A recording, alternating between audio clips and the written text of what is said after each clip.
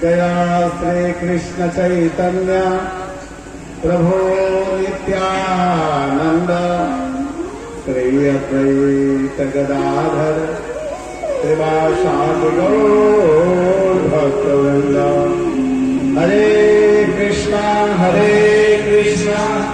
कृष्णा कृष्णा हरे हरे, हरे राम राम राम हरे हरे। हरे कृष्णा कृष्णा कृष्णा हरे हरे, हरे राम राम राम हरे हरे। ओम नमो भगवते वासुदेवाय। ओम नमो भगवते वासुदेवाय। ओम नमो भगवते वासुदेवाय। ओम नमो भगवते वासुदेवाय। ओम नमो भगवते वासुदेवाय। ओम नमो भगवते वासुदेवाय। हरे कृष्णा।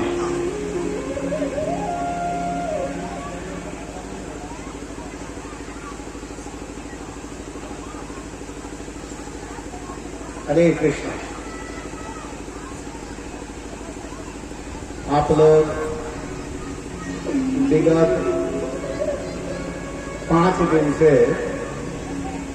श्रीमद् भागवत कथा सुनते हुए आ रहे हैं। आज भागवत सप्ताह महामहोत्सव का 6वां दिवस है, 6वां दिन। कल हम लोग गिरिराज जी के विषय में सुन रहे थे कि भगवान श्री कृष्ण जब 7 वर्ष के अवस्था में हुए तो 7 कोस का जो गिरिराज पर्वत है उसको भगवान अपने कनिष्ठ अंगुली पर धारण किए और समस्त ब्रजवासियों को, ब्रज के गायों को, ब्रज के गोपियों को, सबको भगवान ने रक्षा किया। क्योंकि भगवान जब गिरिराज जी की पूजा ब्रजवासियों के द्वारा करा दिए थे तो इंद्र को बड़ा क्रोध आया, गुस्सा आया और इंद्र क्रोध में होकर के, गुस्सा में होकर के मूसलाधार बारिश करने लगा। जब जोर जोर से बारिश करने लगा तो समस्त ब्रजवासी भगवान कृष्ण के पास गए और जब भगवान के पास गए तो भगवान कृष्ण सभी लोगों से कहे कि आप लोग चिंता मत कीजिए, जिन गिरिराज जी की पूजा आप लोग किए हैं उसी गिरिराज के शरण में हम लोग चलते हैं। तो सभी लोगों को लेकर के भगवान श्री कृष्ण गिरिराज जी के पास आए और वहां आकर के देखते देखते गिरिराज को उठा लिए और उसके नीचे बहुत बड़ा पंडाल बन गया, हॉल बन गया और उसमें समस्त ब्रजवासियों को एकत्रित कर लिया। एक दिन नहीं 7 दिन तक बड़े आनंद के साथ में सभी ब्रजवासी भगवान के सामने, ब्रज गोपियां भगवान के सुंदर मुख का दर्शन करते हुए 7 दिन का समय बिताए। और जब इंद्र को पता चला कि मैं तो बहुत बड़ा गलती कर दिया हूं, बहुत बड़ा अपराध कर दिया हूं, तो इंद्र स्वर्ग से आए और स्वर्ग से आकर के भगवान श्री कृष्ण का अभिषेक किए। बहुत सुंदर ढंग से अभिषेक किए भगवान का। जहाँ पर इंद्र अभिषेक किए हैं उस जगह का नाम है गोविंद कुंड। आज भी उस कुंड का पानी बड़ा मीठा लगता है। अब गोवर्धन परिक्रमा कीजिए तो अन्य जो कुंड है उसका पानी खारा है, नमकीन लगता है, लेकिन जो गोविंद कुंड है उसका जल, उसका पानी आज भी बहुत सुंदर मीठा लगता है। और इंद्र के द्वारा भगवान का एक नाम दिया गया। इंद्र भगवान के सामने प्रार्थना करते हुए कहे कि हे प्रभु, वास्तव में सबके रक्षा करने वाले आप हैं, आप ही गायों की रक्षा करते हैं, इसलिए आपका एक नाम गोविंद है। गोविंद का मतलब होता है जो गायों की रक्षा करे, जो गायों का पालन करे, जो गायों को देख रेख करे, उसको गोविंद कहते हैं। तो इंद्र भगवान श्री कृष्ण का एक नाम गोविंद रखे और भगवान फिर इंद्र को समझा करके वहां से भेजे कि देखो, आज से ऐसा गलती मत करना जीवन में। तुम जो इतना बारिश किए हो, इतना जल बरसाए हो, जल का बड़ा महत्व होता है, बड़ा कीमत होता है। जल व्यर्थ में नहीं बहाना चाहिए, क्योंकि जल नहीं रहेगा तो व्यक्ति जीवित नहीं रह सकते हैं। एक एक बूंद, एक एक बूंद का महत्व है। जल इतना महत्वपूर्ण होता है कि जल ही जीवन है। अगर जल न रहे तो व्यक्ति नहीं जीवित रह सकते हैं। भगवान कहे कि देखो, तुम इतना पानी बहा दिए हो, ऐसा गलती मत करना। तो इंद्र भगवान श्री कृष्ण के चरणों में प्रणाम करके और वहां से लौट आए। इसके बाद की कथा है कि भगवान श्री कृष्ण, एक बार की बात है, शरद पूर्णिमा के दिन यमुना के किनारे भगवान बंसी बजाना प्रारंभ किए। भागवत में वर्णन है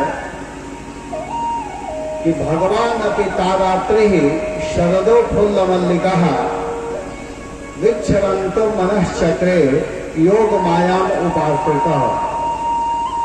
भगवान शरद पूर्णिमा के दिन रासलीला करने की इच्छा से बंसी बजाना प्रारंभ किए। भगवान की बंसी की विशेषता है कि बंसी के आवाज को अगर कोई भी सुन लेता है तो जो जहां रहता है वही भगवान की ओर दौड़ने लगता है, आकर्षित हो जाता है। भगवान के बंसी के विषय में बताया गया है कि आहारी सखी देखो नंद का छोरा, कितना सुंदर, कितना प्यारा, बैठ कदम के छैया ठारो, यशोमती के नयनन के तारा। ऐसी बांसुरी बजावे बरस पड़े रसधारा, ब्रज के एक एक गोपी ने अपना तन मन बारा। भगवान के मधुर बंसी के आवाज को सुन करके जो जिस अवस्था में है उसी अवस्था में कृष्ण से मिलने के लिए व्याकुल हो जाती हैं और वहीं से दौड़ना प्रारंभ कर देती है। भगवान जब बंसी बजाए, ऐसी बंसी श्याम बजाई सबके मन में गई समा। भगवान ने ऐसा बंसी बजाया कि बंसी की आवाज को सुन करके कोई ने देवत पति छोड़ी, कोई ने पति को रोटी खिला रही थी, लेकिन बंसी की आवाज को सुन करके उसी समय भगवान के पास दौड़ते हुए आ गई। कोई गोपी श्रृंगार कर रही थी, अभी एक आंख में काजल लगाई है, दूसरे आंख में नहीं लगाई है, उसी समय बंसी की आवाज सुनाई दी और भागते हुए कृष्ण के पास चली गई। कोई गोपी उस समय श्रृंगार करना था, हाथ में चूड़ी पहनना था, लेकिन बंसी की आवाज सुनाई दिया तो हाथ का चूड़ी कान में लगा लिया। भूल गई काजल और बिंदिया, काजल लगाना, बिंदी लगाना, चूड़ी पहनना, वस्त्र पहनना। यहाँ तक वर्णन है कि जो वस्त्र ऊपर पहनना चाहिए उस वस्त्र को नीचे पहन ली, नीचे के वस्त्र को ऊपर पहन ली। शुद्ध बुद्ध नहीं रहा और भगवान के पास भागते हुए गए। इसको कहते हैं प्रेम। गोपीजन भगवान कृष्ण से प्रेम करती थी, प्रेम के दीवानी थी। जब भाग करके भगवान के पास गई और भगवान देखे तो पहले तो गोपियों का स्वागत किए और स्वागत करने के बाद में भगवान पूछते हैं कि अरे प्यारी गोपियों, तुम लोग यह बताओ कि रात्रि के समय में तुम लोग क्यों आई हो? क्या दिक्कत है? कोई समस्या तो नहीं ना आ गया ग्रह में? मध्य रात्रि को तुम लोग आई हो, क्या बात है बताओ, क्या समस्या है, क्या दिक्कत है?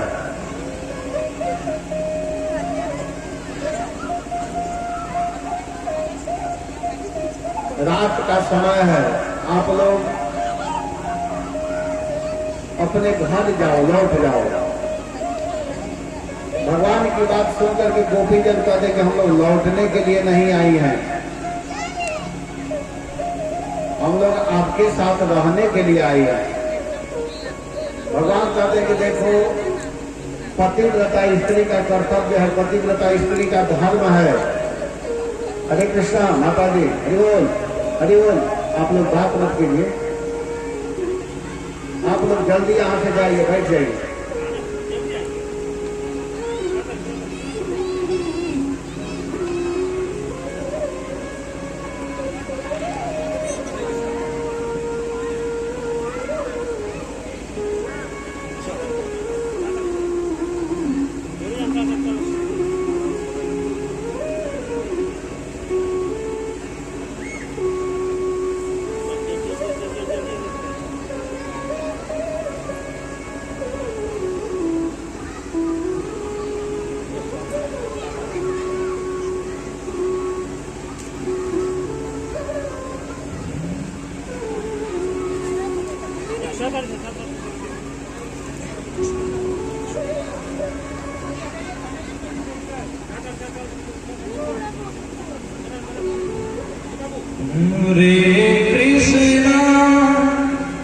हरे कृष्णा कृष्णा कृष्णा हरे हरे हरे राम। जब भगवान बंसी बजाए और उस आवाज को जब गोपीजन सुनी तो जो जिस अवस्था में थी उसी अवस्था में भागते हुए चले गए। भगवान पहले समझाने का प्रयास किए, भगवान कहे कि आप लोग चली जाओ, लेकिन वे लोग कहते कि हे प्रभु, हे प्रियतम, हम आपको छोड़ करके नहीं जाएंगे। तो भगवान कहते हैं कि देखो, एक पतिव्रता स्त्री का धर्म होता है, जो पतिव्रता स्त्री होती है उसे अपने पति से ही प्रेम करना चाहिए। ध्यान देकर के सुनिएगा आप लोग, सभी लोग, सब माता जी लोग बैठी हैं, ध्यान देकर सुनिएगा। भगवान गोपियों से कहते हैं कि आप लोग लौट करके जाओ, रात्रि का समय है। पतिव्रता स्त्री उसी को कहते हैं जो अपने पति से प्रेम करती है। अपना पति रोगी हो, एक नंबर का मूर्ख हो, निर्धन हो, कुरूप हो, फिर भी अपने पति से ही प्रेम करना चाहिए, दूसरे पुरुष के तरफ नहीं देखना चाहिए। ये पतिव्रता स्त्री का धर्म है। पतिव्रता स्त्री उसी को कहते हैं, शास्त्र में कहा गया है कि सबसे उत्तम पतिव्रता स्त्री वो मानी जाती है कि किसी भी पर पुरुष को नहीं देखती है। किसी भी पुरुष को नहीं देखती है उसको उत्तम पतिव्रता कहा गया। और मध्यम किसको कहा गया है कि पुरुष को देखती है लेकिन किस भाव में देखती है, जैसे अपने पिता को देखती है, अपने भाई को देखती है, अपने पुत्र को देखती है, उस रूप में जो देखती है वो मध्यम मानी जाती है। तो भगवान कहते हैं कि आप लोग अपने घर लौट जाओ। उत्तम पतिव्रता उसी को कहा जाता है कि अपना पति रोगी हो, निर्धन हो, जड़ हो, फिर भी अपने पति से ही प्रेम करना चाहिए।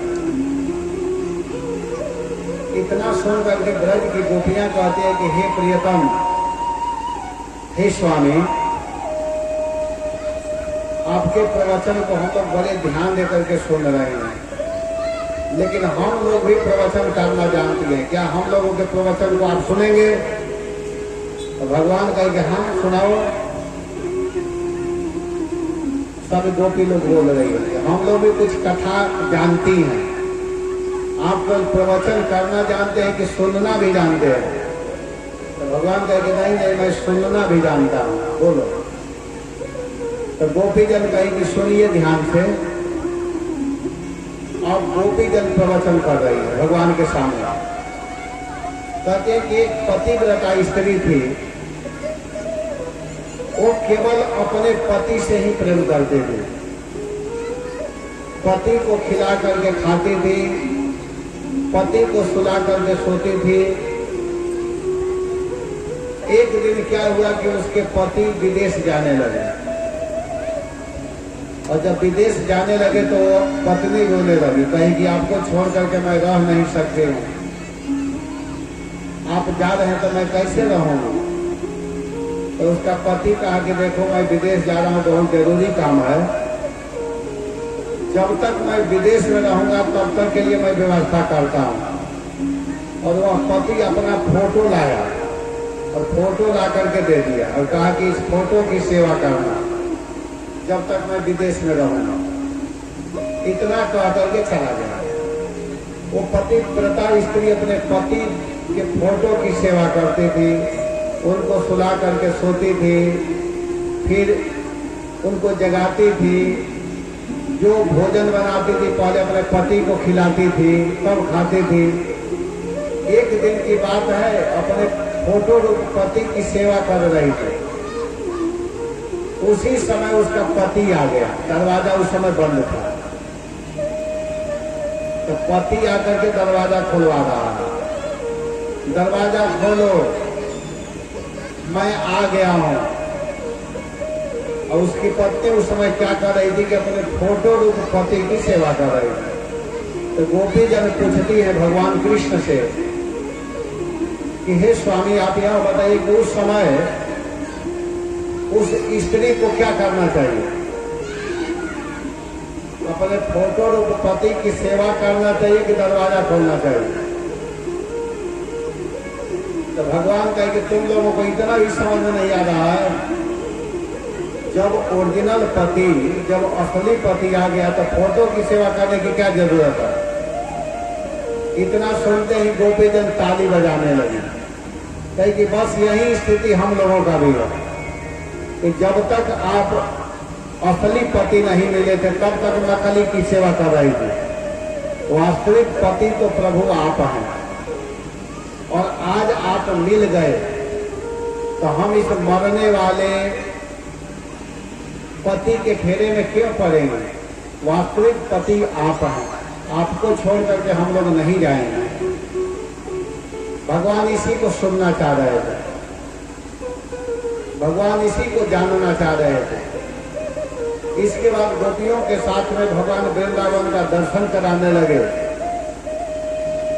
वृंदावन के सुंदर सुंदर वनों को, उपवनों को, यमुना के किनारे जमुना जी जो बह रही है उसका दर्शन कराने लगे। गोपीजन भगवान कृष्ण के साथ वृंदावन का दर्शन करके परम सुख को प्राप्त हो रही हैं। उसी समय कुछ गोपियों के मन में घमंड आ गया। घमंड आया कि कृष्ण तो हमारे बस में हो गए, हम जैसे चाह रही हैं वैसे कृष्ण हमारे अनुसार काम कर रहे हैं। ये ध्यान देना है भक्ति में कि जहां घमंड होता है वहां भगवान नहीं रहते हैं। भगवान देखे कि मेरी प्यारी गोपियों के हृदय में अहम आ रहा है, तो उसी समय भगवान कृष्ण क्या किए कि उन गोपियों के बीच में ही देखते देखते छिप गए, अंतर्हित हो गए। और जब भगवान छिप गए तो भगवान को न देख करके सारी गोपियां व्याकुल हो गई, रोने लगी और रोते हुए वृंदावन के वृक्षों से, लताओं से, पुष्पों से सबसे पूछ रही है कि च्युत प्रियाल पद सा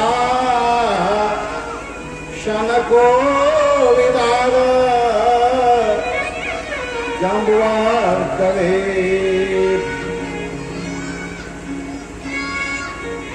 जम्बर को जामुन से, नीम से, पीपल से, आम से, सभी वृक्षों से पूछ रही हैं कि आप लोग हमारे प्रियतम को देखे हो, लेकिन कोई नहीं बोल रहा। तब स्त्री जाति के वृक्षों से पूछती हैं कि अरे बहन मालती, अरे बहन जूही, अरे बहन चमेली, बहन तुलसी, तुम क्या हमारे प्रियतम को देखी हो? लेकिन वे लोग भी कुछ नहीं बोल रही है। तब कुछ गोपी कहते कि ये क्यों बोलेगी, ये लोग स्त्री जाति के हैं ना, इन लोगों के मन में सवतिया दाह है। फिर आगे जाते जाते कुछ गोपियों के मन में आता है कि हम लोग क्यों न कृष्ण लीला को करें, जो जो हमारे प्रियतम लीला की है उस लीला को करेंगे तो अवश्य ही वो आ जाएंगे। ये सोच करके कोई गोपी पुतना बन जाती है, उसमें से कुछ गोपी कृष्ण बन जाती है, कुछ गोपी ग्वाल बाल बन जाती हैं, और कृष्ण बनी हुई गोपी पुतना बनी हुई गोपी को मार रही है। कृष्ण लीला प्रारंभ कर दिया गया, लेकिन ये लीला करने के बाद में भी भगवान नहीं आए। तब गोपियां सब एकत्रित होकर के यमुना के किनारे बैठ करके किशोरी जी के साथ में एक गीत गाई है, जिस गीत का नाम है गोपी गीत। सभी यमुना के किनारे बैठ करके सुंदर गीत गाना प्रारंभ करती है। जयति तेधिकं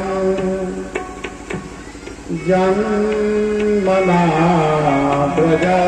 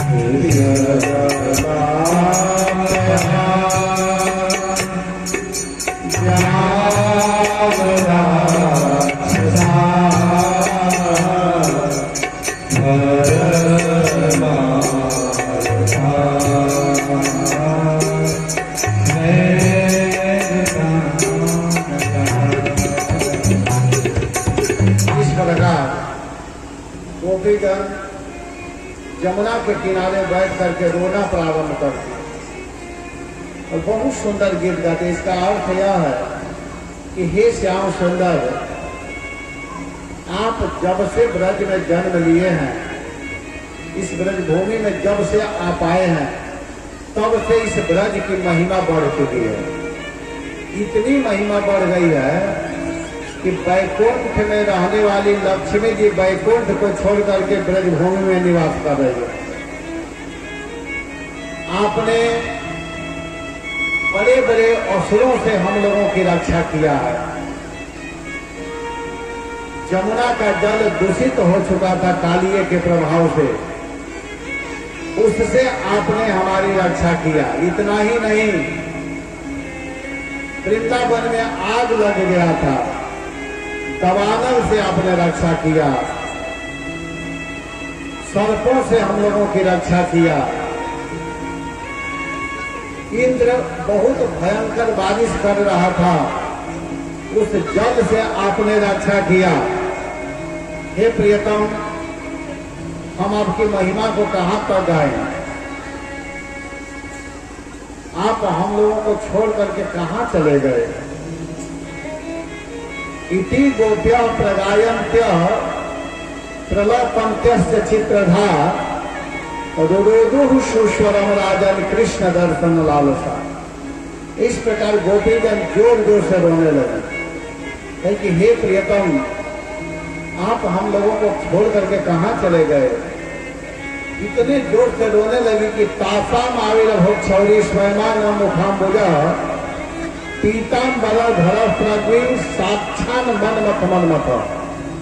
हजारों कामदेव को मोहित करने वाले, मथित करने वाले भगवान देखते देखते सभी लोगों के सामने ही प्रकट हो गए।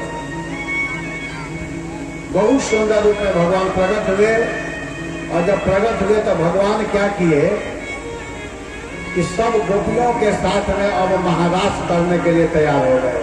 ऐसे वृंदावन भगवान अब गोपियों के बीच में महारास करने लगे। एक एक गोपी, एक एक कृष्ण, दो दो गोपी, एक कृष्ण, एक गोपी, हजारों कृष्ण। इस प्रकार महारास चालू हुआ। आज भी वृंदावन में श्रावण के महीना में, विशेष करके पूर्णिमा के दिन, जिस दिन रक्षाबंधन, जिस दिन रक्षाबंधन होता है, बहन भाई के हाथ में राखी बांधते हैं जिस दिन, उस दिन वृंदावन में महारास होता है।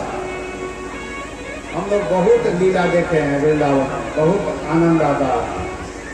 समस्त राधाचार्य लोग अपने अपने कृष्ण को लेकर के आते हैं, और राधा रानी जो होती हैं सभी सखियों के साथ में भगवान महारास करते हैं। तो भगवान अब महारास करने के लिए समस्त गोपियों के साथ में वृंदावन में तैयार हो चुके हैं, और गोपियों के साथ में महारास हो रहा है। पायल की झनकार बह रही, पायल की झनकार होए सो रासिर चोरे दावन बह रही, पायल की झनकार होए सो रासिर चोरे दावन बह रही, पायल की झनकार, पायल की झनकार बह रही, पायल की झनकार हो, पायल की झनकार बह रही, पायल की झनकार होए सो रासिर चोरे वृंदावन बह रही, पायल की झनकार।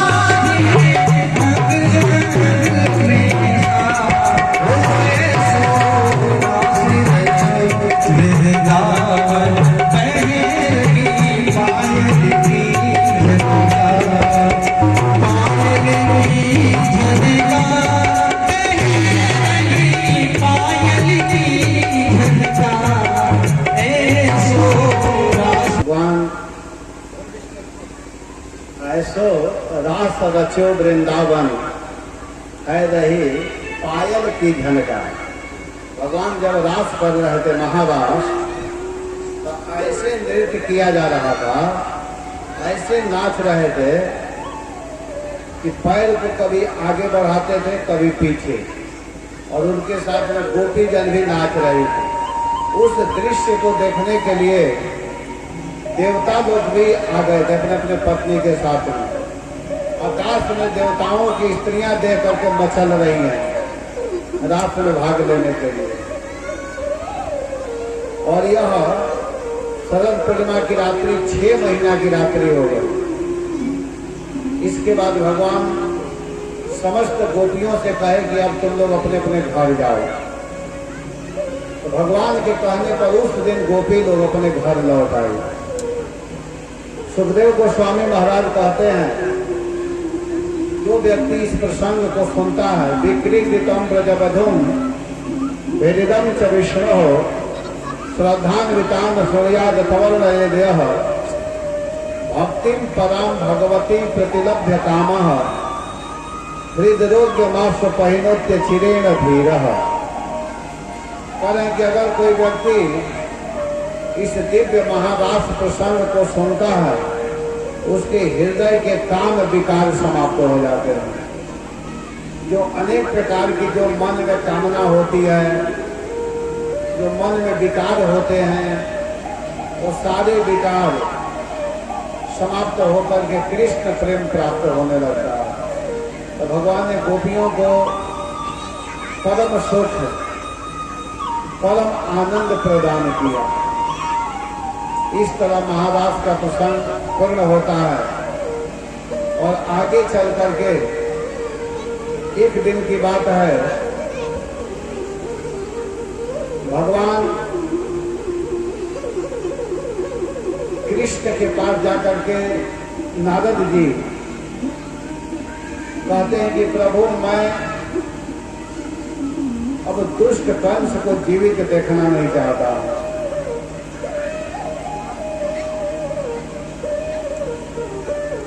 दुष्ट जो कंस है वो बहुत उत्पात करता है, उसको हम देखना नहीं चाहते।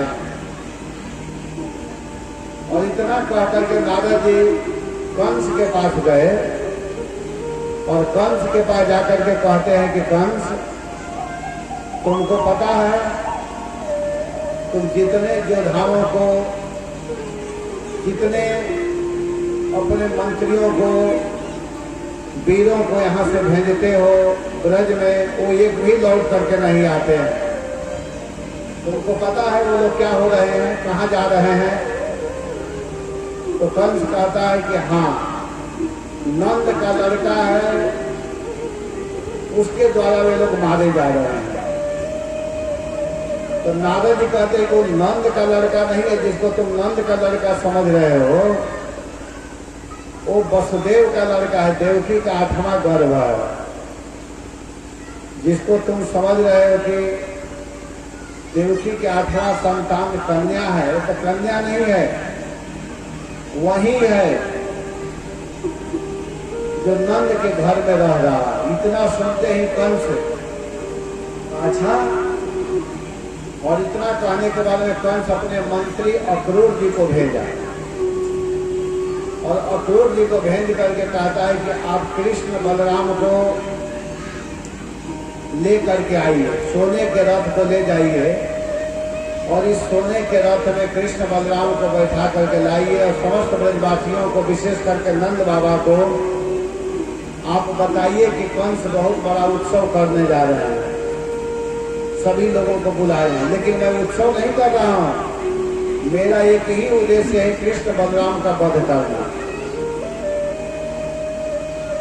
मैं कृष्ण बलराम का वध करना चाहता हूं, मारना चाहता हूं। लेकिन आप अगर सही सही बता देंगे तो नंद अपने पुत्रों को लेकर के नहीं आएंगे, इसलिए झूठ बोलना है कि कंस महाराज एक बहुत बड़ा उत्सव कर रहे हैं, यज्ञ कर रहे हैं। इस तरह की बात को जब अक्रूर जी ने सुना तो अक्रूर जी सुन करके घबरा गए, और अक्रूर जी कहने लगे कि कितना इसका विचार गलत है, ये दुष्ट कितना है, उन दोनों बच्चों को मारने के लिए इस तरह योजना बना रहा, लेकिन कुछ कर भी नहीं सकते हैं अक्रूर जी। अक्रूर जी सोने के रथ पर बैठ करके ब्रज से गोकुल के लिए प्रस्थान किए। मार्ग में अनेक प्रकार के मनोकामना करते हुए जा रहे हैं कि आज मेरा जीवन सार्थक होगा। थोड़ा सा कम बजाइए, हरिबोल, थोड़ा सा कम आवाज कीजिए, ज्यादा आवाज।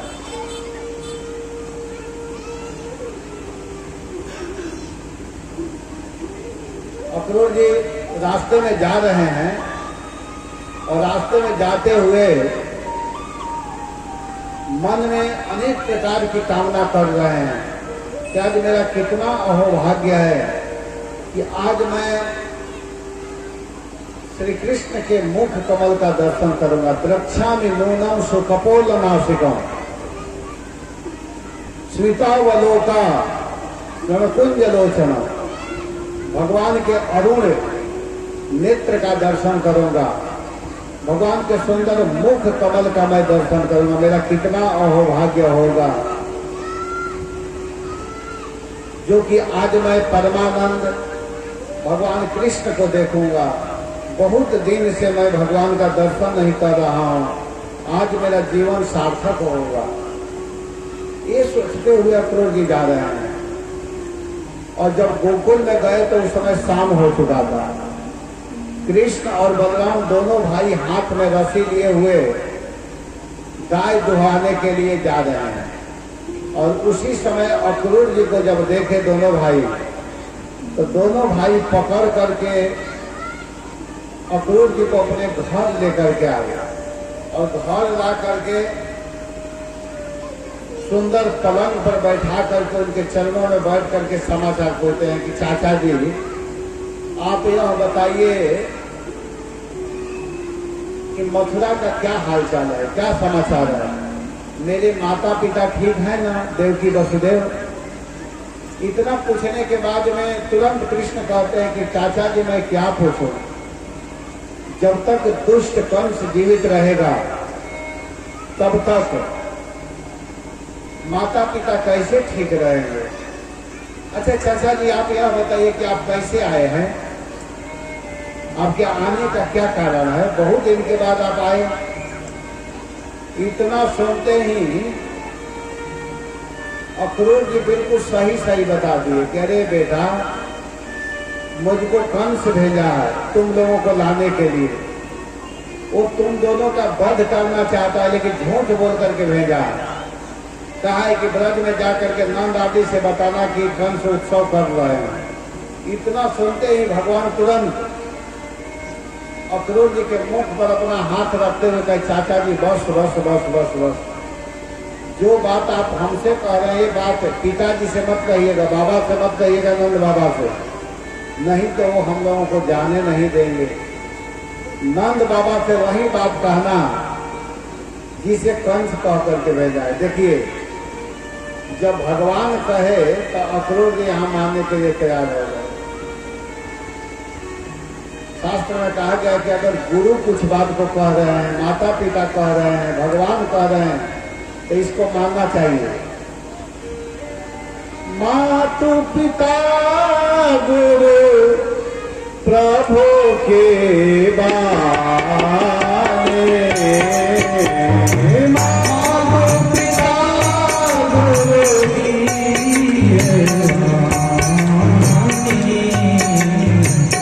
मातु पिता गुरु प्रभु के बाने, मातु पिता गुरु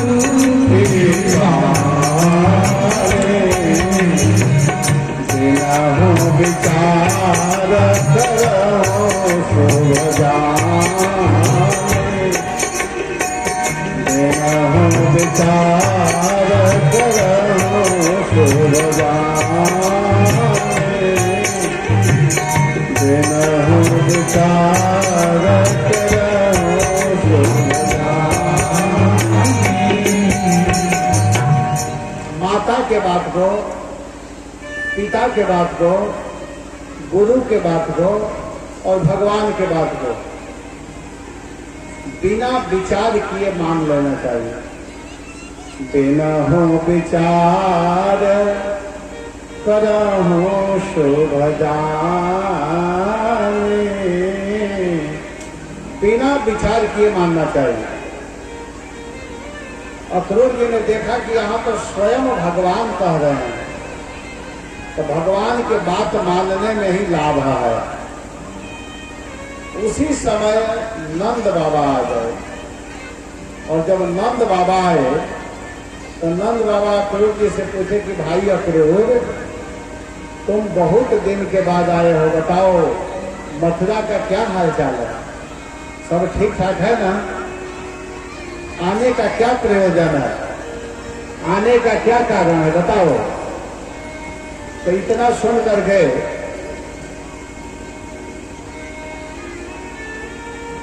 अक्रूर जी कहते हैं कि कंस महाराज एक बहुत बड़ा उत्सव कर रहे हैं और उसमें आप लोगों को बुलाए हैं। नंद बाबा वास्तव में साधु हैं, देर नहीं लगाए, तुरंत ब्रजवासियों को आदेश दिए कि महाराज के यहाँ उत्सव हो रहा है, आप लोग अपने अपने घर से सामग्री लेकर के चलो, क्योंकि यज्ञ हो रहा है। यज्ञ में व्यक्ति को कुछ न कुछ ले करके जाना चाहिए। यज्ञ हो रहा है, वहाँ भंडारा होगा, कुछ खिलाया पिलाया जाएगा, चलो ले चलते हैं। तो कोई अपने घर से चावल ले रहे हैं, कोई आटा ले रहे हैं, कोई दूध ले रहे हैं, कोई दही ले रहे हैं, कोई घी ले रहे हैं, जिसके घर में सब्जी है तो सब्जी ले रहे हैं, कोई वस्त्र कपड़ा ले रहे हैं, कोई रुपया पैसा ले रहे हैं, क्योंकि यज्ञ में ये सब जरूरत पड़ता है। सभी लोग ले करके जा रहे हैं, अपने अपने बैलगाड़ी पर सब लोग एकत्रित कर रहे हैं, लाद रहे हैं। और भगवान कृष्ण और बलराम दोनों भाई सोने के रथ पर बैठ गए जाने के लिए। मथुरा जाने के लिए स्वर्ण का जो रथ लेकर के अक्रूर जी आए थे, उस रथ पर बैठ गए। जब लेकर के बैठे, उसी समय गोपियों को पता चला, और जब गोपी जन को पता लगा तो गोपी जन आई और आकर के श्री कृष्ण को पकड़ ली और श्री कृष्ण के चरण पकड़ कर कहते, हे प्रियतम, हे मेरे प्राण धन, हे जीवन धन श्याम सुंदर, आप हम लोगों को छोड़ करके मत जाइए। आप अगर चले जाएंगे तो हम कैसे अपने जीवन को धारण करेंगे। भगवान के चरणों में रोने लगी गोपियां, जोर जोर से रोने लगी। हे प्यारी, हे प्रियतम, जब आप गाय चराने के लिए जाते हैं, उतना देर सोने में हम लोगों को बड़ा कष्ट होता, और आज आप मथुरा जाना चाहते हैं हम लोगों को छोड़ करके, हम लोग कैसे रहेंगे। इस प्रकार कह करके देवी गोपी जब रोना प्रारंभ की, भागवत में इसको विरह गीत कहते हैं। गोपिया कहती अहो विधाता स्तवदम क्वचित दया। अरे विधाता तुमको थोड़ा भी दया नहीं है। पहले तो तुम प्रेम करवाते हो, एक दूसरे से संबंध जुड़वाते हो, और जब ही प्रेम गाढ़ रूप लेने लगता है उसी समय तुम अलग करा देते हो। तुमको थोड़ा भी दया नहीं है। वास्तव में तुम निष्ठुर हो। तुम्हारी चेष्टा वैसे ही है जैसे बच्चों की चेष्टा है। बच्चे पहले खिलौना बनाते हैं, मेहनत करते हैं, और जब घर जाने का समय आता है तो 1 मिनट में उस खिलौना को तोड़ फोड़ देते हैं। वैसे ही तुम भी हो। पहले तो हम लोगों का प्रेम कृष्ण से कराया, कृष्ण से संबंध जुड़वाया, और आज संबंध अपना गाढ़ रूप लेने लगा तो आज तुम अलग करा रहे हो। गोपिया कहते कि हम लोग यह नहीं जानते थे कि इस तरह के दुखमय अवसर आएगा, नहीं तो हम लोग कृष्ण से प्रेम ही नहीं की होती। ऐसे कह करके जोर जोर से रोने लगी। भगवान कृष्ण गोपियों के रुदन को सुन करके, क्रंदन को सुन करके कहते हैं कि हे मेरी प्यारी गोपियां, आप लोग रो मत। मुझे कुछ मथुरा देखने की इच्छा हो रही है। मथुरा देख करके मैं जल्दी लौट करके आ जाऊंगा। जब ही भगवान कृष्ण ने कहा कि मुझे देखने की इच्छा हो रही है मथुरा, तो भगवान की इच्छा में गोपियां अपने इच्छा को मिला दी। इसी को प्रेम कहते हैं। तत्व सुख सुखित्वम। किस व्यवहार से कृष्ण प्रसन्न होंगे, खुश होंगे, इसको प्रेम कहते हैं। निजे इंद्रिय तृप्ति इच्छा तार नाम का। जो अपने इंद्रियों को तृप्त रखना चाहता है उसे काम कहते हैं। लेकिन कृष्ण इंद्रिय प्रीति इच्छा धरे प्रेम नाम। जो कृष्ण को अपने आचरण से, अपने व्यवहार से खुश रखना चाहता है उसे प्रेम कहते हैं। तो गोपियों के हृदय में कृष्ण को खुश रखने की भावना। गोपीजन के ठीक है प्रियतम आप जाइए। और इतना कहने पर भगवान कृष्ण और बलराम को लेकर के अक्रूर जी ब्रज से मथुरा चले गए। जब मथुरा गए भगवान कृष्ण, तो उस समय मथुरा में भगवान का बड़ा सुंदर रूप था। भगवान के सुंदर रूप को सभी देखना चाहते हैं। भगवान की इतनी सुंदर रूप है। उसी समय क्या हुआ कि जब जा रहे तो मथुरा में प्रवेश किए, तो वृंदावन के रहने वाले हैं, जंगल के रहने वाले हैं, सुंदर सुंदर कपड़ा तो पहने नहीं थे भगवान। हालांकि भगवान हमेशा सुंदर ही कपड़ा पहनते हैं। उसी समय मथुरा में एक रजक, धोबी जिसको बोलते हैं, वो क्या किए कि कपड़ा को लेकर के जा रहे थे प्रेस करके। वो कंस का कपड़ा लेकर के जा रहे थे। तो भगवान कृष्ण देखे उस वस्त्र को। भगवान देख करके कहे कि भैया, मथुरा में गए थे, थोड़ा उम्र सही था। तो भैया नहीं, भगवान कहे मामा जी, ये कपड़ा आप किसके लिए लेकर के जा रहे हैं? क्या यह कपड़ा मुझे पहनने के लिए देंगे? वो कुछ नहीं बोल रहा। भगवान कहे कि दे दीजिए ना, हम वृंदावन से आए हैं, मेरे पास सुंदर वस्त्र नहीं है। हम शहर में आए हैं, यहाँ के लोग पढ़े लिखे हैं, यहाँ बहुत सुंदर प्रेस कर करके कपड़ा पहने हुए हैं। तो इस समाज के अनुसार मेरे पास वस्त्र नहीं है। आप वस्त्र देंगे? दे दीजिए ना, मैं पहनना चाहता हूँ।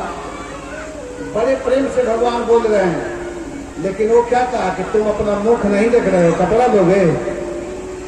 भगवान कहे कि मेरा मुख खराब है क्या?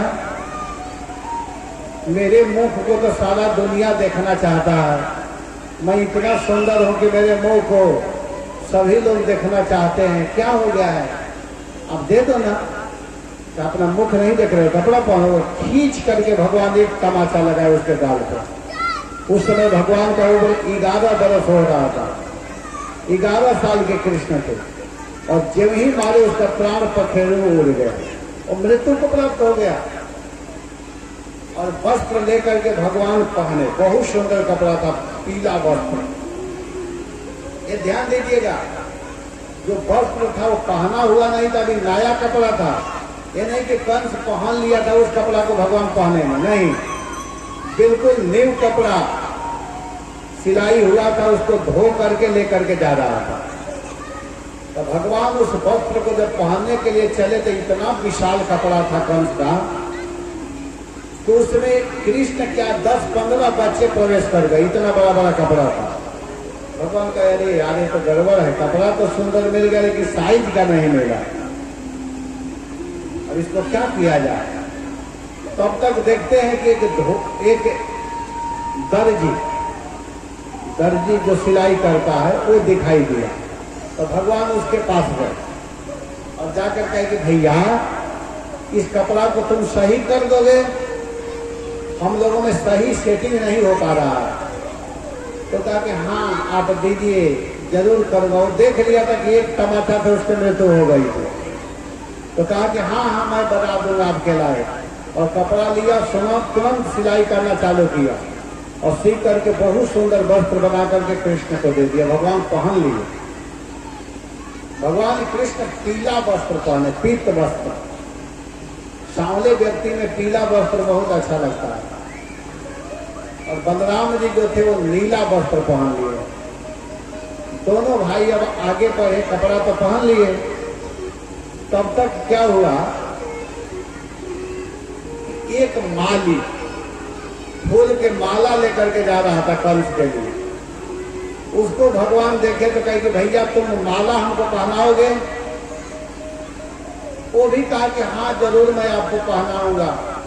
और भगवान कृष्ण और बलराम को सुंदर सुंदर फूलों की माला पहना। भगवान आशीर्वाद दिए दर्जी को भी और माली को भी कि जाओ तुम लोग मुझे माला और कपड़ा पहनने के लिए दिए हो, इसलिए तुम लोगों को मैं आशीर्वाद देता हूं कि जीवन में कभी खाने पीने की कमी नहीं होगी, धन रुपया का कमी नहीं होगा।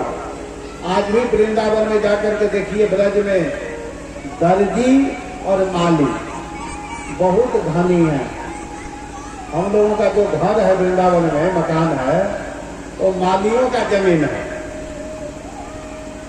उन लोगों के जमीन हम लोग लिए हैं। इतने धनी हैं वृंदावन के माली जो फूल बेचते हैं, बहुत उन लोगों का माला बिकता है। उन लोग के घर से जा जाकर के माला लाया जाता है। और वृंदावन के दर्जी भी धनी है, क्योंकि भगवान का आशीर्वाद काम करता है। एक एक कुर्ता सिलाने में बहुत दिन लग जाता है और बहुत पैसा लेते हैं।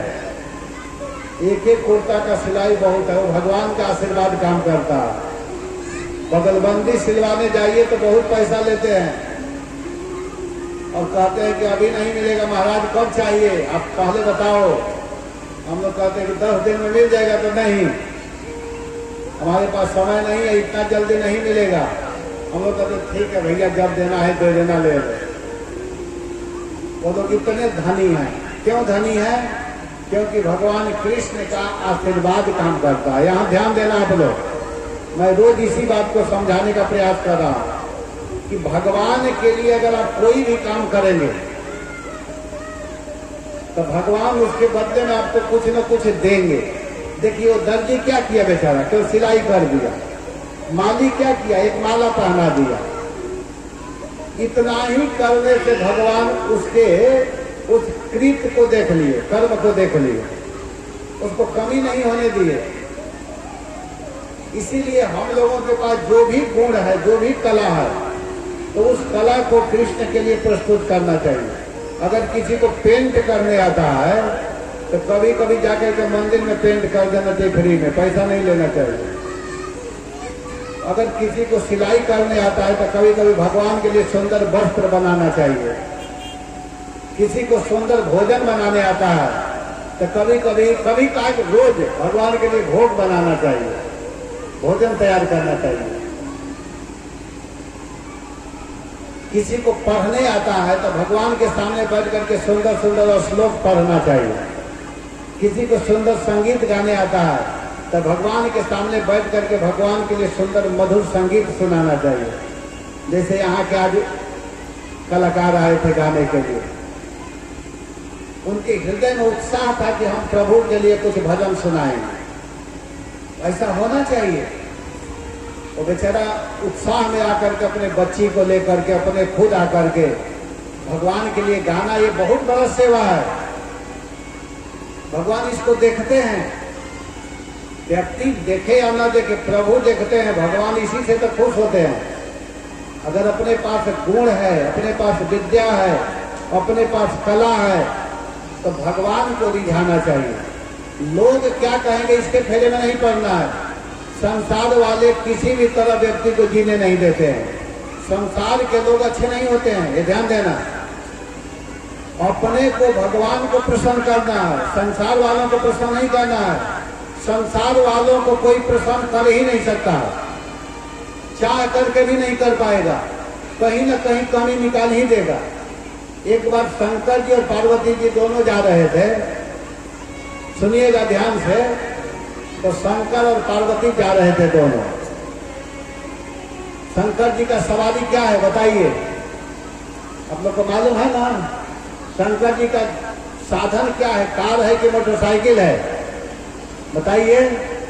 नंदी जी हैं, बैल। तो बैल के ऊपर, नंदी जी के ऊपर शंकर जी और पार्वती जी दोनों बैठे थे, जा रहे थे। जब जा रहे थे तब तक संसार वाले, हम लोग जैसे जो संसारिक लोग हैं, वो देखे। तो देख करके कहे कि अरे शंकर जी कैसा है, इनको थोड़ा भी दया नहीं है। बेचारा यह नंदी भी तो जीव है, बैल है, इसके ऊपर बैठ करके जा रहे हैं, थोड़ा दया तो करना चाहिए। तो भोले बाबा कहे कि ठीक कह रहे हैं गाँव वाले, संसार वाले। अब भोले बाबा क्या किए कि उस पर से उतर गए और पार्वती जी को कहे कि तुम बैठी रहो, तुम चलो, और अपने पैदल चलने लगे। तो कुछ दूर जाते जाते संसार वाले कहे अरे कैसा है, तो इसकी पत्नी कैसी है कि अपने गाड़ी पर बैठ करके जा रही है, नंदी पर पति पैदल चल रहे हैं, इसको थोड़ा भी समझ में नहीं आ रहा है। तो पार्वती जी कहे कि सही बात कह रहे हैं, हम पत्नी होकर के नंदी जी पर बैठ करके जाएं और हमारे पति पैदल चलेंगे। तो पार्वती जी उतर गई, और पार्वती जी उतर गई। इसके बाद में कही शंकर जी को कि आप बैठ जाइए, तब शंकर जी बैठ गए और पार्वती जी पैदल चलने लगे। तो कुछ दूर जाते जाते लोग कहे कि अरे कैसा पति है, कितना सुकोमल पत्नी पैदल चल रही है और अपने हठा कठा शरीर है और नंदी पर बैठ करके जा रहा है, थोड़ा भी समझ में नहीं आता है। तो शंकर जी करके बात तो सही कह रहे हैं, वो भी उतर गए, दोनों पैदल चलने लगे, बैल भी चल रहा। तो कुछ दूर जाते जाते संसार वाले कहे दोनों कितने मूर्ख हैं, अपने पास साधन है फिर भी ये लोग पैदल जा रहे हैं। तो शंकर जी कहे कि देख ली संसार वालों की स्थिति। दोनों फिर बैठे और जाने लगे, कहे कि संसार वाले को कोई खुश नहीं कर सकता। तो देखिए संसार वालों को कोई नहीं खुश कर सकता है, लेकिन हमारे प्रभु को खुश कर सकता है। थोड़ा सा अगर कोई भगवान के लिए कर देता है, थोड़ा भी, अगर इतना भी भगवान के लिए कोई ला करके दे देता है, तो भगवान उसको याद रखते हैं। अपने पास जो गुण है, जो कला है, उसे प्रभु को प्रस्तुत करना चाहिए, इससे कमी नहीं होती है। जैसे वह माली, वह दर्जी भगवान का कपड़ा सिया, एक माला पहना। कुछ दूर जाते जाते एक 3 जगह से टेढ़ी स्त्री मिली, स्त्री बकरा।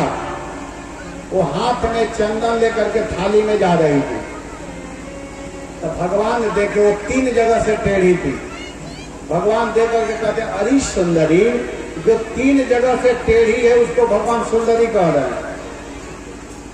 अगर बोलना सीखना है तो भगवान से सीखिए, भगवान कितनी सुंदर बोल रहे हैं। 3 जगह से टेढ़ी स्त्री को कहते अरे सुंदरी, तुम यह चंदन लेकर के कहाँ जा रही हो और तुम कौन हो? यह चंदन किसके लिए लेकर के जा रही हो? तो कहते कि मैं कंस की दासी हूं, मेरा नाम सैरंध्री है, मैं यह चंदन महाराज कंस के लिए लेकर के जा रही हूं। तो भगवान कहे कि क्या यह चंदन तुम मुझे लगाओगी? तो कहीं कह रहे त्रिभुवन सुंदर आपको नहीं लगाऊंगी तो किसको लगाऊंगी? वास्तव में चंदन के लायक तो आप ही हैं। और वो तुरंत अपने हाथों से भगवान के माथे पर खूब सुंदर चंदन का लेप की, चंदन लगाई। चंदन लगाते ही भगवान उस त्रिवक्रा को 3 जगह से जो टेढ़ी थी कुब्जा, उसके पैर पर भगवान ने अपना पैर रखा और हाथ को उसके थोड़ी को पकड़ करके एक हाथ को यहाँ भगवान रखे और ऐसे करके थोड़ा सा झटका दिया। 3 जगह से जो टेढ़ी थी वो बिल्कुल सुंदर हो गई, बहुत सुंदर बन गई। और भगवान के दुपाटा को पकड़ ली, कही प्रभु आप मेरे घर चलिए। भगवान कहे अभी नहीं, बाद में आऊंगा, अभी मुझे आगे का काम करना। और इस तरह कहते हुए हमारे प्यारे श्याम सुंदर मथुरा में प्रवेश कर चुके हैं। जब भगवान मथुरा में प्रवेश किए तो वहां पर एक से एक स्त्री, एक से एक पुरुष, एक से एक योद्धा, एक से एक युवतियां, वृद्ध, महात्मा, ब्रह्मज्ञानी, सन्यासी, सब लोग बैठे हुए हैं। भगवान जब प्रवेश करते हैं तो भगवान का शरीर कैसा लग रहा है? बहुत सुंदर लग रहा है। और भगवान के रूप को देख करके सुखदेव गोस्वामी कहते हैं कि मथुरा वालों की स्थिति क्या होता है? भगवान एक ही कृष्ण अलग अलग रूप में दिखाई दे रहे हैं। मल्लानाम सनीन्द्रिणाम नरवरः स्त्रीणाम स्मरो मूर्तिमान गोपानां स्वजनो सतां क्षितिभुजां शास्ताः शपी प्रोषिषो मृत्योर्भोजपते विराज विदुषां तत्त्वं पदं योगिनां वृष्णीनां परदेवतेति विदितो रंगम गतः साग्रजः। भगवान जब मथुरा में प्रवेश किए तो मल्ला नाम असनी नृणाम नरवर त्रिणाम स्मरो मूर्तिमान। भगवान ऐसे दिखाई दे रहे हैं, ऐसे लग रहे हैं कि भगवान का सुंदर रूप, भगवान का इतना सुंदर रूप है, भगवान कृष्ण का रूप इतना सुंदर है कि महात्माओं के लिए, जो वैष्णव है उनके लिए परमात्मा के रूप में दिखाई दे रहे हैं। भगवान भगवान के रूप में दिखाई दे रहे हैं। मायावादियों के लिए ब्रह्म के रूप में दिखाई दे रहे हैं। योगियों के लिए परमात्मा के रूप में दिखाई दे रहे हैं। इस प्रकार भगवान का रूप दिखाई दे रहा है। आप लोग इधर आ जाइए सभी लोग। हरे कृष्णा कृष्णा कृष्णा हरे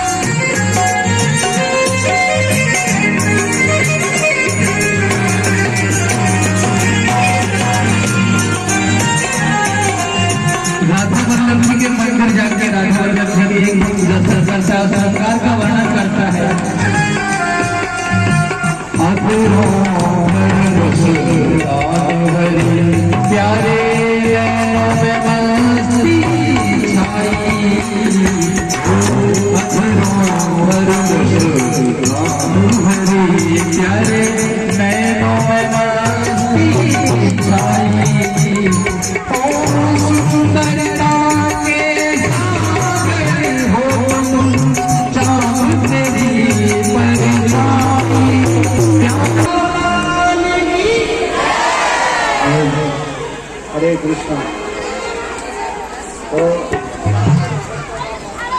देखिए भगवान बहुत प्रसन्न है आप लोगों के ऊपर। गर्मी ज़्यादा है इसलिए भगवान खुश होकर के बारिश किए हैं। और यज्ञ का वास्तविक फल यही है, यज्ञात भवति पर्जन्यम। जहाँ यज्ञ होता है वहाँ पर्जन्य जरूरी है, बारिश जरूरी है। तो यहाँ पर भगवान की विशेष कृपा है कि बारिश हो रही। भगवान कृष्ण मथुरा में पहुंच चुके हैं और जाकी रही भावना जैसी प्रभु मूरत देखा होते ने तैसी। जिनकी जैसी भावना है उसी रूप में भगवान दिखाई दे रहे हैं। भगवान इतने सुंदर हैं कि जो युवती स्त्रियां हैं उनको लग रहा है कि साक्षात कामदेव ही हम लोगों के बीच में आए हुए हैं। जो वृद्ध लोग हैं उनको लग रहा है कि मेरा बेटा आया है, मेरा पुत्र आ रहा है। और जो भक्त हैं उनको लग रहा है कि भगवान आए हुए हैं। जो मायावादी लोग हैं उनको लग रहा है कि ब्रह्म हैं। और जो योगी लोग हैं उनको लग रहा है कि मेरे परमात्मा आए हैं। तो इस प्रकार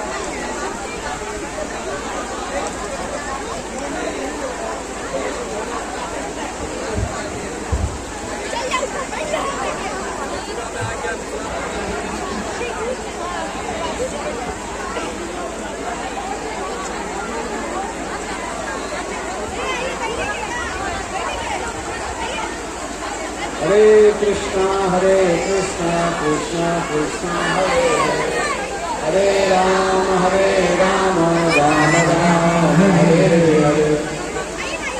तो भगवान इस प्रकार मथुरा में प्रवेश कर चुके और गए तो सबसे पहले वहाँ पर एक हाथी था जिसका नाम था कुआलिया पीर। उसका वध किए और कुआलिया पीर के बाद में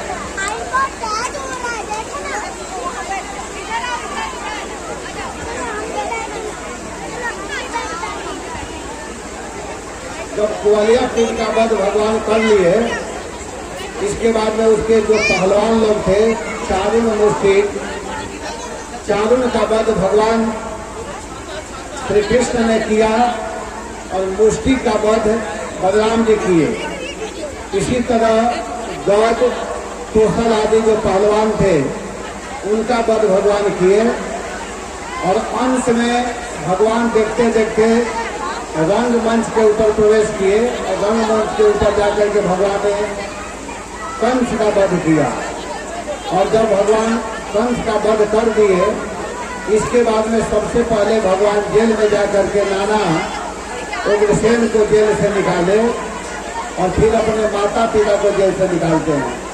माता पिता को निकाले, माता पिता उनके माता पिता देवकी वसुदेव भगवान के चरणों में स्तुति करने लगे। लेकिन भगवान कृष्ण कहते हैं कि हे माता जी, हे पिताजी, क्या आप हमको अपना पुत्र नहीं मानते हैं? मैं आपका बेटा नहीं हूँ? जन्म होते ही आप लोग मुझे मथुरा से गोकुल भेज दिए। आज मैं 11 वर्ष के बाद आया हूँ, तो आज भी आप हमको परमात्मा के रूप में देख रहे हैं। क्या मैं आपका बेटा नहीं? इतना सुनते ही मैया देवकी के स्तन से दूध आने लगा और माता देवकी तुरंत भगवान कृष्ण को अपने गोद में ले लेती है और गोद में लेकर के स्तन का पान कराती है, फिर बलराम जी को पिलाई। इसके बाद में भगवान श्री कृष्ण को लेकर के वसुदेव जी पढ़ने के लिए उज्जैन में ले गए। वहाँ पर सांदीपनी मुनि ने उनको 64 दिन में 64 कलाओं को पढ़ा दिया। और 64 कला पढ़ने के बाद में भगवान श्री कृष्ण क्या किए कि वहां से लौट करके आए और उद्धव जी को ब्रज में भेजे। उद्धव जी को भगवान ब्रज में भेजते हैं। उद्धव जी ब्रज में आकर के नंद देवकी आदि को समझाने का प्रयास करते हैं, गोपियों को समझाने का प्रयास करते हैं कि आप लोग किसके लिए रो रहे हो? परमात्मा तो सबके भीतर निवास करता है।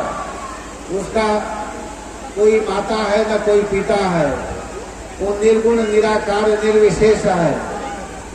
इस तरह के बात को सुनकर के गोपियां कहती है कि अरे उद्धव जी, आप किस निर्गुण की बात कर रहे हो? हम तो उस कृष्ण से प्रेम करते हैं जिनका हाथ है, जिनका पैर है। आप ऐसे ब्रह्म की बात कर रहे हो जिसका हाथ पैर नहीं है, तो लंगड़े दूल्हे ब्रह्म को लेकर के हम लोग क्या करेंगे? पद बिनु कैसे गाय दुही है हमारे, वह पद बिनु नाची कैसे फिरकी रिझाई है। जिनका हाथ ही नहीं है वह कैसे गाय को दुहेगा, जिसका पैर नहीं है वो कैसे नृत्य करेगा, रास करेगा। हमको ऐसे ब्रह्म नहीं चाहिए। हमारे श्याम सुंदर तो हम लोगों के गायों को दोहते थे, हम लोगों के साथ में रास करते थे। इन सब बातों को समझाते हुए गोपीजन कहते कि उद्धव, हम लोगों का 10-20 मन नहीं है, एक मन था। वो जिस दिन भगवान कृष्ण ब्रज को छोड़ करके मथुरा गए, उसी दिन हम लोगों का मन उनके साथ चला गया। और किस मन से तुम्हारे ब्रह्म की आराधना करें? अंत में उद्धव जी को समझ में आ गया। क्या आ गया? कि गोपियों का प्रेम कृष्ण के प्रति सच्चा है। और अपने आप को धिकारते हुए उद्धव जी कहते हैं कि आशा महो चरण हम दुशाम श्याम वृंदावने पिगोल बोलतो सधी नाम या दुष्ट जम सदनमादे प्रथम से हितवा भेजुर मुकुंद पदवीम सुधीर में विज्ञान। अपने को यही प्रार्थना करते हैं कि मेरा जन्म ब्रज के लता पता के रूप में हो, क्योंकि इस ब्रज में महात्मा संत ब्रजवासी जब चलेंगे और उनके चलने से जो ब्रज का रज उड़ेगा वो मेरे ऊपर पड़ेगा, मेरा जीवन धन्य हो जाएगा। ब्रज के रज की यह महिमा है कि जिसके ऊपर ब्रज का रज पड़ता है वो व्यक्ति का जीवन ही सार्थक हो जाता है। क्योंकि एक बार मुक्ति का मतलब आप लोग समझ रहे हैं ना? मुक्ति किसको कहते हैं? मुक्ति कहे गोपाल से मेरी मुक्ति बता। मुक्ति एक बार भगवान से कहते हैं कि मैं सबको मुक्त करती रहती हूँ, मेरी मुक्ति बताइए। तो भगवान कहे कि ब्रज रज उड़ मस्तक लगाए मुक्त हो जाए। ब्रज के रज अगर तुम्हारे ऊपर पड़ेगी तो अरे मुक्ति, तुम भी मुक्त हो जाओगी। तो इस प्रकार उद्धव जी ने यही कामना किया कि मैं ब्रज का लता पता बन जाऊं, वृक्ष बन जाऊं और मेरे ऊपर ब्रजवासियों के, ब्रज भक्तों के, वैष्णवों के चरण धूलि ब्रज रज उड़ करके पड़े और मेरा जीवन सार्थक हो जाए। इस प्रकार उद्धव जी ब्रज से लौट करके फिर भगवान को आकर के बताए कि गोपियों का, ब्रजवासियों का आपके प्रति सच्चा प्रेम है। इधर जब उद्धव जी के ऊपर भगवान ने कृपा कर दिया, उधर क्या हुआ कि कंस की 2 पत्नी थी जिसका नाम था अष्टि और प्राप्ति। वो दोनों बिहार के रहने वाली थी, जरासंध की बेटी थी। वे दोनों रोते हुए अपने पिताजी के पास आई और आकर के कही कि पिताजी, हमारे पति का वध कृष्ण कर दिया। इतना सुनकर के जरासंध ने 23 अक्षौणी सेनाओं को लेकर के मथुरा पर चढ़ाई किया और भगवान कृष्ण उन 23 अक्षौणी सेनाओं का वध कर दिए, कृष्ण और बलराम। इस तरह एक बार नहीं 17 बार चढ़ाई किया और 17वां बार भगवान कृष्ण बलराम वध कर दिए। अंत में जरासंध ब्राह्मणों को आगे करके जाना चाहता है। भगवान देखे कि इस बार ब्राह्मणों को आगे करके आ रहा है, इसलिए भगवान कृष्ण ने क्या किया कि इस बार सभी मथुरा वासियों को द्वारिकापुरी में रख दिए। द्वारिकापुरी का निर्माण करवाए, विश्वकर्मा जी को आदेश दिए। बहुत सुंदर भवन बनाया गया समुद्र के भीतर। और जब इस बार जरासंध चढ़ाई करने के लिए गया ब्राह्मणों को लेकर के, तो भगवान भाग गए। इसीलिए उनका नाम हो गया रणछोड़। बोलिए रणछोड़ भगवान की। तो भगवान श्री कृष्ण द्वारिकापुरी में जाकर के रहने लगे। अब मैं रुक्मिणी जी का विवाह करा देता हूँ, ठीक है? कि कोई तैयार है रुक्मिणी?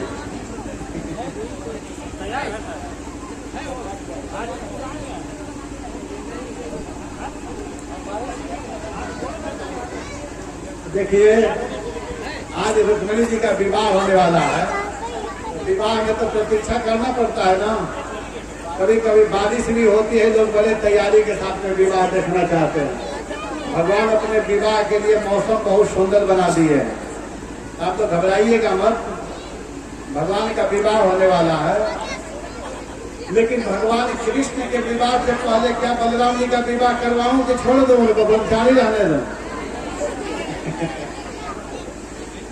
देखिए, भगवान से पहले बलराम जी का विवाह हुआ है, तो बलराम जी के विवाह को पहले सुन लीजिए। बलराम जी के विवाह में आप लोगों को मिठाई खाने को नहीं मिलेगा, केवल कृष्ण के विवाह में बांटा जाएगा, है कि नहीं? बारिश हो रही, कौन 2 बार मिठाई बनाएगा? इसलिए बलराम जी के विवाह सुनिए। एक बार की बात है, एक राजा थे जिनका नाम था रैवत। रैवत महाराज की एक बेटी थी। रैवत महाराज विचार किए कि मेरे बेटी के लिए लड़का देखना चाहिए, तो मैं कहाँ लड़का को ढूंढूं? वो सीधे ब्रह्मा जी के पास चले गए, सत्यलोक में। और जब सत्यलोक में गए तो ब्रह्मा जी के यहाँ मीटिंग चल रहा था। कुछ दिन के बाद ब्रह्मा जी पूछे कि बताइए आप कैसे आए हैं? तो रैवत महाराज अपनी बेटी को लेकर के गए थे ब्रह्मलोक, सत्यलोक में। कहे कि महाराज इसके लिए लड़का बताइए। तो ब्रह्मा जी कहे कि आप पृथ्वी लोक से आए हैं और सतयुग में आप आए, लेकिन यहाँ युग ही परिवर्तन हो गया। सतयुग त्रेता बीत चुका है, द्वापर भी समाप्त होने वाला है, जल्दी जाइए। वसुदेव का एक लड़का है, उसके साथ में विवाह के लिए, जिसका नाम है बलराम। तो रैवत महाराज तुरंत अपनी बेटी को लेकर के आए द्वारिकापुरी में, और आकर के बलराम जी के साथ में अपनी बेटी का विवाह किए, जिनका नाम था रेवती। लेकिन रेवती जी सतयुग के थी और बलराम जी द्वापर के। तो सतयुग और द्वापर में बहुत अंतर है, उम्र में भी, लंबाई में भी। तो रेवती जी लंबी दिखाई देती थी, बलराम जी उनसे छोटे दिखाई देते थे। विवाह तो कर लिए, लेकिन जोड़ी सही दिखाई नहीं दे रहा था। बलराम जी के सामने पत्नी लंबी दिखाई दे रही। बताइए, अगर किसी पति के सामने पत्नी बड़ी हो तो अच्छा थोड़ी लगता है। तो बलराम जी कह रहे यार मैं कहीं जाऊंगा घूमने तो लोग क्या कहेंगे? तो बलराम जी के पास एक हल था, हल को लिए और अपने पत्नी के हाथ लगाकर धीरे धीरे धीरे धीरे अपने से थोड़ा सा छोटा बना दिया और कहे कि देखिए अब हम दोनों ठीक लग रहे हैं। तो सभी लोग कहे कि बहुत अच्छे लग रहे हैं। तो इस प्रकार बलराम जी का विवाह रेवती के साथ में हुआ। बोलिए रेवती रमण भगवान की। भगवान बलराम का विवाह हो गया। भगवान कृष्ण जब छोटे थे, भगवान कृष्ण उसी समय विवाह करना चाहते थे। अब तो विवाह करने के लायक हो चुके हैं। तो भगवान के विवाह के लिए यहाँ पर वर्णन किया जा रहा है।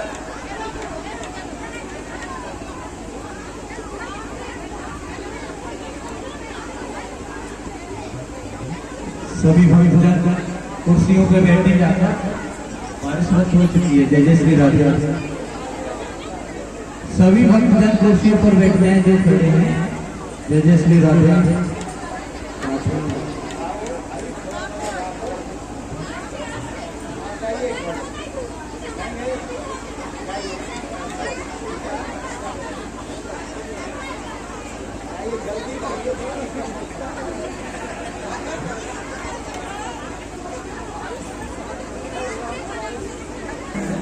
नारद जी रुक्मिणी जी से बता दिए थे कृष्ण के विषय में, और जिस दिन से रुक्मिणी जी ने भगवान कृष्ण के विषय में सुन ली थी, उसी दिन से भगवान को अपना पति मान ली थी कि मैं विवाह करूंगी तो कृष्ण के साथ। लेकिन रुक्मिणी के 5 भाई थे, जिसमें से 4 भाई रुक्मिणी का विवाह कृष्ण के साथ करना चाहते थे, लेकिन बड़ा भाई रुक्मिणी शिशुपाल के साथ करना चाहता था। परंतु रुक्मिणी जी ने एक पत्र लिखी और पत्र ब्राह्मणों के द्वारा भगवान के पास भिजवाई। पत्र भिजवाई भगवान के पास कि हे प्रभु, हमारे घर का नियम है कि विवाह से एक दिन पहले लड़कियां देवी पूजा करने के लिए जाती हैं। मैं देवी पूजा करने के लिए जाऊंगी और उसी समय आप आकर के मेरा हरण कर लीजिएगा। कृष्ण भगवान को लाना चाहिए। तो भगवान के पास जब ब्राह्मण लोग गए और पत्र पढ़े, उस पत्र में बहुत सुंदर बात लिखा हुआ था कि हे त्रिभुवन सुंदर, जब से मैं आपको सुनी हूँ तब से मैं आपको अपना पति मान चुकी हूँ, लेकिन मेरा भाई मेरा विवाह शिशुपाल के साथ करना चाहता है, लेकिन मैं शिशुपाल को कदापि स्वीकार करने वाली नहीं हूँ। भले मैं अपने शरीर का त्याग कर दूंगी, लेकिन शिशुपाल को स्वीकार नहीं करूंगी। तो भगवान जब ही उस पत्र को पढ़े तो जैसे रुक्मिणी जी ने भगवान को चाहती थी वैसे ही भगवान ने भी ब्राह्मणों से कहा कि मैं भी रुक्मिणी को वैसे ही चाहता हूँ जैसे वो मुझे चाहती है। और इधर रुक्मिणी जी गौरी पूजा करने के लिए आई हुई है और उधर भगवान श्याम सुंदर सुने की रुक्मिणी मुझको चाहती है। तो भगवान अब द्वारिका से कौंडिल्यपुर जो विदर्भ में पड़ता है, महाराष्ट्र में कौंडिल्यपुर पड़ता है और द्वारिका गुजरात में। तो भगवान द्वारिकापुरी से चल करके विदर्भ देश में कौंडिल्यपुर में आए। उस समय भगवान आते हैं। इधर रुक्मिणी जी देवी पूजा करने के लिए गई है। पूजा तो कर रही है रुक्मिणी जी, लेकिन उनका मन भगवान के चरणों में लगा हुआ है। देवी पूजा में मन नहीं लगा हुआ है। बार बार घूंघट हटा करके देख रही है कि कब हमारे प्रियतम आएंगे, कब मुझे स्वीकार करेंगे। और उससे पहले रुक्मिणी जी बहुत सुंदर श्रृंगार की हुई है। श्रृंगार करके देवी पूजा करने के लिए गई हुई है। तो उस समय देवी पूजा करने के लिए वो गई है। वो बहुत सुंदर श्रृंगार की है। इस पर हम लोग भजन गाते हैं। उसी समय भगवान आएंगे।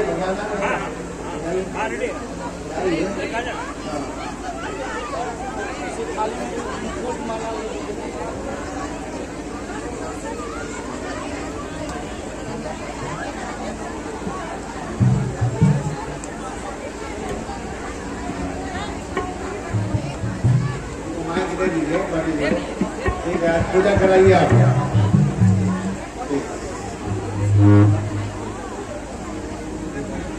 और थोड़ा सा रास्ता क्लियर कीजिए।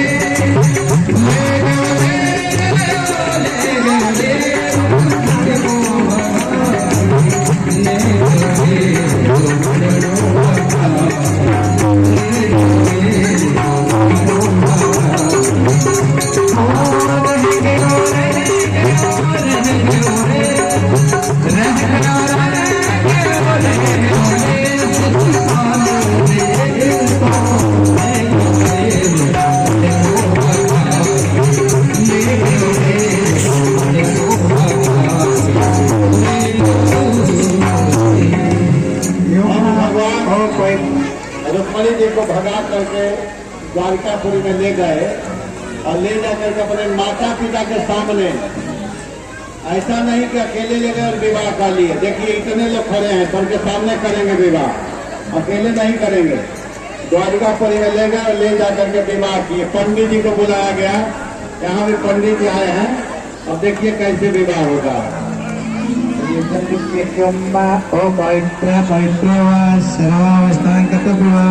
यस्ने पुंडरीकाक्ष शोकाभ्यंतस्य पुंडरीकाक्ष पादो हरि हरि। रुक्मिणी जी और भगवान कृष्ण दोनों माला लेकर के खड़े हैं। सबसे पहले रुक्मिणी जी भगवान को माला पहनाएंगे। बनाइए। हरे कृष्ण कृष्ण कृष्ण हरे हरे हरे राम राधा हरे हरे।